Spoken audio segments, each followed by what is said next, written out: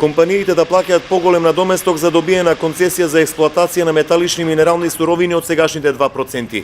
Ова е пораката што ја упатија граѓанските активисти преку Сдруженијето Полима 13 од Богданци, кои направија истражување за економските добивки на концесионерите, но и ќарот на државата од работата на рударските компании. Според податоците што ги добиле, минатата година државата инкасирала 4,9 милиони евра на име надоместок за издадени концесии за експлоатација на металични суровини.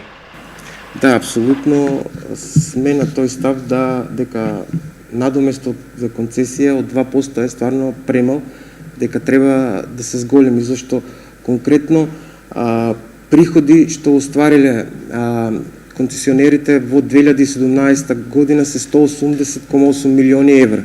Од тие само 2,74% одат за годишен надомест за концесија или преку бројка 4,95 милиони евра, што е многу мал процент што се инкасира во државната каса. Според активистите, 10 компании кои имаат концесии за експлоатација на металични минерални суровини лани оствариле приходи од 180 милиони евра и финансиски профит од приближно 69 милиони евра, а во државната каса се слеале нешто помалку од 5 милиони. Според Марков, економскиот развој треба да се гледа во земјоделството, а не во рударството. Значи, според добиените податоци од оваа отворена база, активните рудници за металични суровини во бруто домашниот производ учествуваат со само 1,3%, додека пак земјоделието учествува со 13%.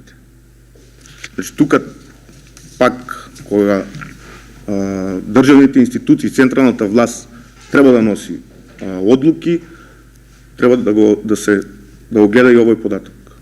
Граѓанските активисти овие податоци ги добиле од државните институции, при што констатирале дека во рударскиот сектор, заклучно со 2017-та, работеле 2175 граѓани со просечна бруто плата од околу 860 евра и смета дека развојот на државата треба да се гледа во други сектори.